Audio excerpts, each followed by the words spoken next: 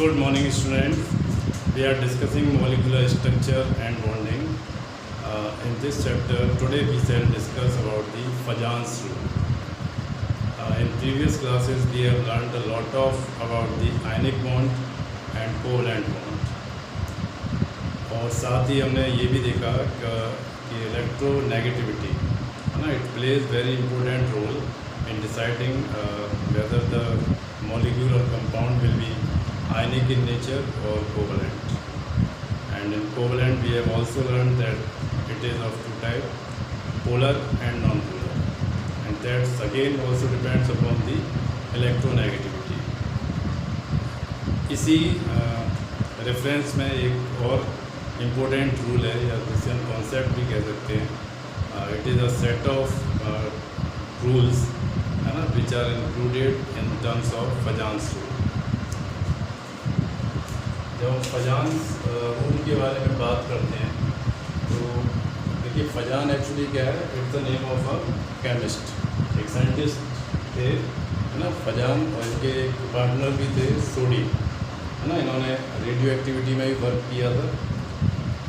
तो इन्होंने क्या बताया, इन्होंने स्टडी किया कि जो हमारे मॉलिक्यूल्स होते हैं those are neither 100% ionic and not 100% covalent. ठीक है. एक्चुअल में क्या है, जो मॉलिक्यूल्स हैं उसके अंदर कुछ पार्ट आयनिक भी हो सकता है और कुछ पार्ट कोवैलेंट भी हो सकता है ना. कोई भी बॉन्ड या कोई भी हमारा जो कंपाउंड है वो 100% आयनिक या 100% कोवैलेंट नहीं होता. उसमें कुछ पार्ट हमारा आयनिक होता है, कुछ पार्ट कोवैलेंट होता है. और कई ऐसे फैक्टर्स हैं जिसके बारे में फजान ने बताया है ना, जिससे हम ये पता कर सकते हैं कि इस मॉलिक्यूल में आयनिक कैरेक्टर ज़्यादा है या कोवैलेंट कैरेक्टर ज़्यादा है. ठीक है. तो आज हम उन्हीं फैक्टर्स के बारे में बात करेंगे और ये बहुत इंपॉर्टेंट कॉन्सेप्ट है. इसमें कई सारे क्वेश्चंस बनते हैं, बोर्ड एग्जाम्स में भी आते हैं और कॉम्पिटिटिव एग्जाम्स IIT नीट उसमें भी इससे क्वेश्चंस बनते हैं. ठीक है. तो हम इसके बारे में बात करेंगे.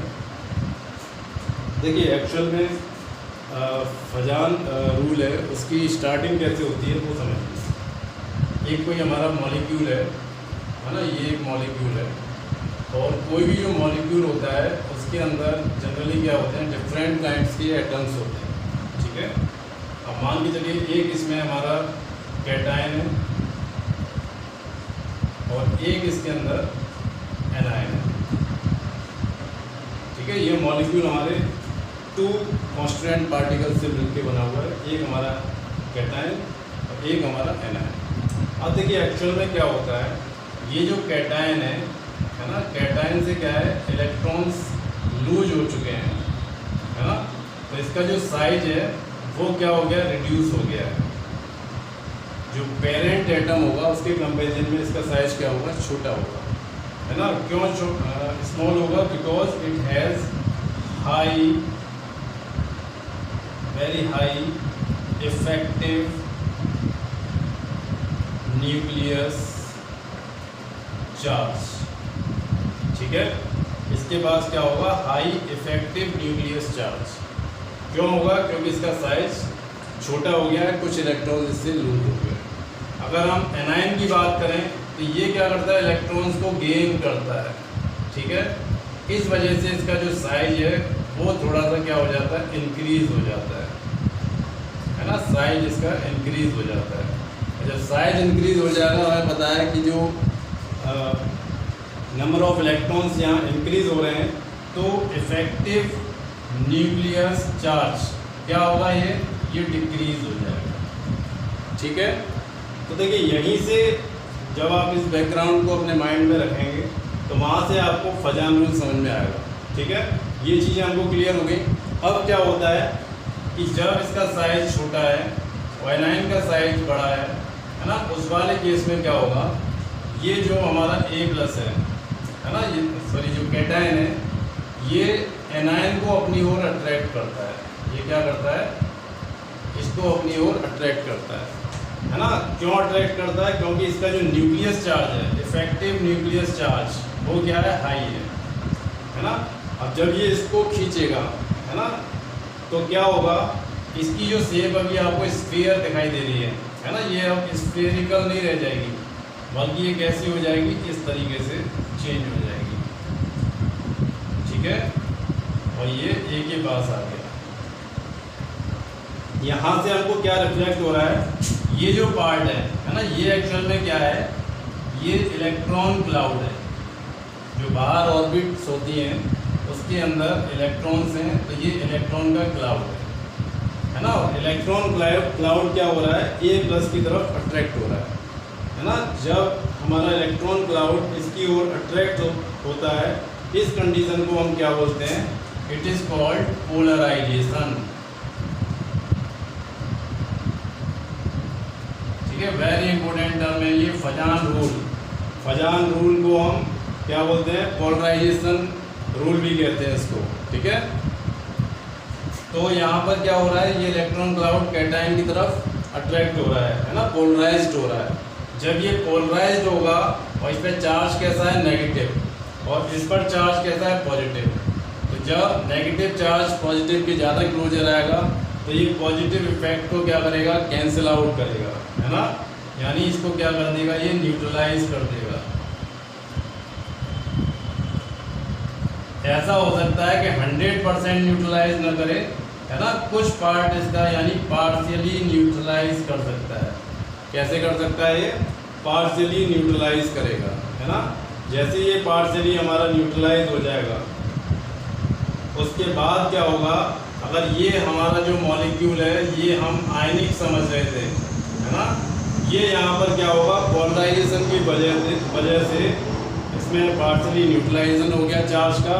तो अब ये 100% आयनिक नहीं रह गया, बल्कि इसमें क्या हो गया, कोवलेंट कैरेक्टर इंक्रीज हो गया, या कोवलेंट कैरेक्टर इसके अंदर आ गया, है ना। जहाँ भी चार्ज हमारा न्यूट्रलाइज होगा वहाँ पर कोवलेंट कैरेक्टर इंक्रीज होगा, आयनिक कैरेक्टर डिक्रीज होगा। यही हमारा क्या है, फजान्स रूल। फजान्स रूल को हम पोलराइजेशन रूल भी कहते हैं, है ना। इसमें पोलराइजेशन होता है, क्यों होता है, क्योंकि जो हमारा कैटायन है, क्या है, कैटायन, कैटायन का साइज स्मॉल होता है। क्यों स्मॉल होता है, क्योंकि नंबर ऑफ इलेक्ट्रॉन्स यहाँ से रिलीज हो जाते हैं और इफेक्टिव न्यूक्लियस चार्ज इसमें इंक्रीज हो जाता है। जब ये इसके इलेक्ट्रॉन क्लाउड को अपनी तरफ अट्रैक्ट करता है तो उससे पोलराइजेशन होता है। इलेक्ट्रॉन क्लाउड का जो शिफ्टिंग है उसी को पोलराइजेशन कहते हैं, और ये इस चार्ज को न्यूट्रलाइज करता है। 100% नहीं करे तो क्या करता है, पार्शियली न्यूट्रलाइज करेगा। ठीक है, और जैसे ये न्यूट्रलाइजेशन होगा तो जो आयनिक कैरेक्टर है वो डिक्रीज होगा और कोवलेंट कैरेक्टर इंक्रीज होगा, यानी कंपाउंड ऑफ आयनिक से कैसा हो जाएगा, कोवलेंट हो जाएगा। ठीक है, ये फजान्स रूल की पूरी मैकेनिज्म है। अब देखिए ये किस बात पर डिपेंड करेगी वो हम समझ लेते हैं। कौन कौन से फैक्टर्स हैं जिससे पोलराइजेशन इंक्रीज होता है ना। हम बात कर रहे हैं कि फैक्टर्स कौन से हैं जिससे पोलराइजेशन क्या हो रहा है, इंक्रीज हो रहा है। पोलराइजेशन इंक्रीज होगा तो क्या होगा, कोवलेंट कैरेक्टर ये भी इंक्रीज होगा, और आयनिक कैरेक्टर ये क्या होगा, डिक्रीज होगा। ठीक है, अगर हम पोलराइजेशन के फैक्टर की बात करेंगे तो उसी के साथ हम कोवलेंट कैरेक्टर की भी बात कर रहे हैं। पोलराइजेशन इंक्रीज हो रहा है, कोवलेंट कैरेक्टर भी इंक्रीज हो रहा है ना, यानी वही फैक्टर होंगे पोलराइजेशन कोवलेंट कैरेक्टर को इंक्रीज करने के लिए, या हम बात करेंगे आयनिक कैरेक्टर को डिक्रीज करने के लिए कौन कौन से फैक्टर रिस्पॉन्सिबल हैं। जब हम बात करते हैं तो यहाँ पर 4 इंपॉर्टेंट फैक्टर्स हैं। First one, size of cation, ये कैटायन है हमारा, है ना। And second one, size of anion, and the third one, charge on cation and anion. ठीक है, दोनों का चार्ज देखेंगे। And the fourth one, pseudo octet configuration। ठीक है, यहाँ पर देखिए 4 फैक्टर्स हैं जिससे क्या होता है कि पोलराइजेशन हमारा इंक्रीज हो जाता है और कोवलेंट कैरेक्टर भी इंक्रीज होता है। तो first one is the size of cation. अब जरा सोचिए जो हमारा ये कैटायन है ना, ये कैटायन है, इसका साइज क्या होना चाहिए? क्या इसका साइज बड़ा होना चाहिए या इसका साइज स्मॉल होना चाहिए? तो देखिए बड़ा सिंपल सा आंसर है कि जितना साइज बड़ा होगा न्यूक्लियस का जो इफेक्टिव फोर्स है वो डिक्रीज हो जाएगा। और पूरा रोल यहाँ पर कौन प्ले कर रहा है? कैटायन प्ले कर रहा है ना। कैटायन ही एनायन का जो इलेक्ट्रॉन क्लाउड है उसको अपनी ओर पोलराइज करता है ना, उसको अट्रैक्ट करता है। तो इस वजह से इसका साइज क्या होना चाहिए? हमारा स्मॉल होना चाहिए। ठीक है, जितना साइज स्मॉल होगा उतना ही इफेक्टिव न्यूक्लियस चार्ज यहाँ पर क्या हो जाएगा? इंक्रीज हो जाएगा। Second one, size of anion. Anion की अगर साइज की हम बात करें, ये हमारा एनायन है ना, इसकी अगर हम साइज की बात करें तो एनायन का साइज जितना ज़्यादा होगा उतना ही ये अपने न्यूक्लियस के कंट्रोल से बाहर हो जाएगा। और जब वो अपने न्यूक्लियस के कंट्रोल से बाहर हो जाएगा तो कैटायन के न्यूक्लियस के कंट्रोल में उसका इलेक्ट्रॉन क्लाउड आसानी से हो जाएगा और पोलराइजेशन इंक्रीज हो जाएगा। ठीक है, तो साइज ऑफ एनायन क्या होना चाहिए? बिग होना चाहिए।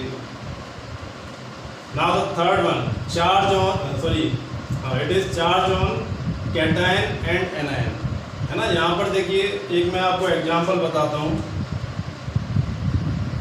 LiCl, यहाँ पर चार्ज कितना है? +1 -1, है ना। दूसरा हमारा MgCl2, है ना, इसमें चार्ज कितना है? 2+। और AlCl3, यहाँ पर चार्ज कितना है? 3+। ठीक है, ये 1 चार्ज, यहाँ पर 2 चार्ज और यहाँ पर 3 चार्ज। तीनों की अगर हम बात करें तो सबसे ज़्यादा पोलराइजिंग पावर किसकी होगी? जिसका चार्ज मैक्सिमम होगा, है ना। तो चार्ज शुड बी मैक्सिमम। तो यहाँ पर चार्ज सबसे ज़्यादा किसका है? एल्यूमिनियम का। ठीक है, तो ये क्या करेगा? सबसे ज़्यादा पोलराइज करेगा। इसमें सबसे ज़्यादा क्या होगा? कोवलेंट कैरेक्टर होगा। इसमें लेस होगा, इसमें और लेस होगा। ठीक है, जिसमें चार्ज मैक्सिमम होगा वो हमारा क्या करेगा? मैक्सिमम पोलराइजेशन कैरेक्टर दिखाएगा। अच्छा, एक और क्वेश्चन यहाँ पर बनता है कि अगर मान के चलिए कि हमारा कोई ऐसा मॉलिक्यूल है कि उसमें जो साइज है ना, दैट इज सेम साइज हमारा कैटायन एनायन का जो है ना, वो हमने क्या रखा हुआ है? ऑलमोस्ट सेम रखा है, लेकिन चार्ज वहाँ पर क्या हो रहा है? वेरी कर रहा है। ठीक है, तो हम किसके अकॉर्डिंग जाएंगे? या ऐसा भी क्वेश्चन हो सकता है कि साइज भी हमारा वेरी कर रहा है ना, और चार्ज भी हमारा वेरी कर रहा है, तो हम किसको प्रेफरेंस देंगे? तो यहाँ पर देखिए ये समझने वाली बात है कि जो चार्ज होता है it is very important factor, क्योंकि पोलराइजेशन जो होता है वो किसकी वजह से होता है? चार्ज की वजह से होता है। जितना चार्ज इफेक्टिव होगा उतना ही पोलराइजेशन हमारा हाई होगा। ठीक है, अच्छा, उसके बाद एक हमारा ये आता है pseudo octet configuration. Pseudo octet configuration, देखिए एक हमारा क्वेश्चन बनता है यहाँ पर कि एक मॉलिक्यूल है हमारा NaCl एंड दूसरा है CuCl। ठीक है, अब इन दोनों में पोलराइजेशन पावर किसकी ज़्यादा होगी? Na का जो हमारा कॉन्फ़िगरेशन है वो क्या है? 2 8 Na+ की बात कर रहे हैं हम यहाँ पर, और कॉपर हमारा क्या है? Cu+। तो इसका कॉन्फ़िगरेशन क्या है? 2 8 18, है ना। 18 means 3s2 3p6 3d10 10 6 16 and 2 18। तो ये जो कॉन्फ़िगरेशन है ये हमारा क्या है? नियरेस्ट नोबल गैस है उसकी तरीके से कॉन्फ़िगरेशन है ना, जो कि हमारी कौन सी गैस है? आर्गन, है ना। तो जब इस तरीके का हमारा कॉन्फ़िगरेशन किसी का होता है तो उसकी पोलराइजिंग पावर हाई होती है ना। तो अगर कंपैरिजन किया जाए दोनों का तो पोलराइजिंग पावर किसकी हाई होगी? कॉपर क्लोराइड की। क्यों होगी? क्योंकि इसका क्या है? स्यूडो ऑक्टेट कॉन्फ़िगरेशन है। स्यूडो ऑक्टेट क्यों है? क्योंकि नियरेस्ट नोबल गैस जिसमें 18 इलेक्ट्रॉन होने चाहिए वो इसका फुलफिल्ड हो रहा है। इस वजह से ये क्या करता है? ज़्यादा चार्ज को पोलराइज कर पाता है। ठीक है, ये हमारा सारा हो गया फजान्स रूल के बारे में। अब देखिए यहाँ पर कुछ क्वेश्चंस बनते हैं फजान्स रूल के ऊपर जो कि पूछे जाते हैं कि अगर आपको एक क्वेश्चन है कि LiCl and NaCl and KCl, है ना, इन तीनों में सबसे ज़्यादा पोलराइजिंग पावर किसकी होगी? क्वेश्चन 3 टाइप से बनेगा और आंसर मतलब सेम होगा। फर्स्ट जैसे पहला क्वेश्चन ये है कि who will be more polarising या polarisation, second more covalent character या लेस आयनिक करेक्टर। 3 क्वेश्चन हैं और आंसर तीनों का सेम है। आपको क्वेश्चन ऐसे भी पूछा जा सकता है, ये भी पूछा जा सकता है और ये भी पूछा जा सकता है ना। तीनों क्वेश्चंस का आंसर सेम होगा। तो देखिए फजांस रूल में हम क्या देखेंगे, साइज ऑफ कैटायन। तो देखिए साइज, लिथियम ये साइज है, सोडियम ये साइज है, पोटेशियम का ये साइज है, और जो एनायन है वो तीनों में हमारा क्या है, कॉमन है। ठीक है, तो पोलराइजेशन के लिए क्या चाहिए, साइज हमारा क्या होना चाहिए, स्मॉल होना चाहिए। तो लिथियम का साइज सबसे स्मॉल है, और इसका जो कोवलेंट करेक्टर है वो भी हमारा सबसे ज़्यादा किस में होगा, लिथियम क्लोराइड में होगा, है ना। कोवलेंट करेक्टर हमारा मैक्सिमम किस में मिलेगा, लिथियम क्लोराइड में, है ना, मोर कोवलेंट करेक्टर। और आयनिक करेक्टर इसमें लेस होगा। और वैसे भी जब हम एस ब्लॉक पढ़ते हैं तो हमें पता है कि लिथियम क्लोराइड का जो नेचर है वो क्या होता है, कोवलेंट होता है ना। इसका जो बॉइलिंग पॉइंट या मेल्टिंग पॉइंट है वो भी हमारा लेस होता है, उससे भी प्रूव हो जाता है कि ये हमारा कैसा है, कोवलेंट है। ठीक है, एक और ऐसे सिमिलर क्वेश्चन यहाँ पर बन सकता है, LiF NaF,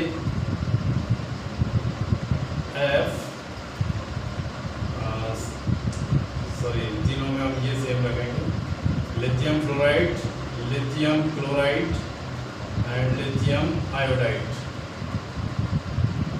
है ना। अब इसमें भी आपको इन तीनों का आंसर करना है। तो यहाँ पर क्या है कि कैटायन सब में सेम है ना, लेकिन एनायन हमारा क्या कर रहा है, वेरी कर रहा है। यहाँ पर फ्लोरीन है, ग्रुप 17 की बात करें तो वहाँ पर देखिए फर्स्ट फ्लोरीन आता है, देन क्लोरीन, फिर ब्रोमीन, फिर आयोडीन। इसका साइज हमारा ये है, इसका साइज ये ब्रोमीन और ये आयोडीन। आयोडीन का साइज सबसे ज़्यादा है। तो हमने फजांस रूल से जाना कि जो आयोडीन है ना, मतलब सॉरी जो भी हमारा एनायन है उसका साइज अगर मैक्सिमम है तो उसकी पोलराइजेशन पावर की क्या होगी, हाईएस्ट होगी। ठीक है, तो यहाँ पर सबसे ज़्यादा कोवलेंट करेक्टर किसके अंदर होगा, इसके अंदर होगा। सबसे ज़्यादा पोलराइजिंग पावर किसके अंदर होगी, इसके अंदर। आयनिक कौन होगा इन तीनों में सबसे ज़्यादा, ये। ठीक है, इस तरह के क्वेश्चन हमारे फजांस रूल पर पूछे जाते हैं, इनको आप प्रैक्टिस करिए, है ना। ठीक है, थैंक यू।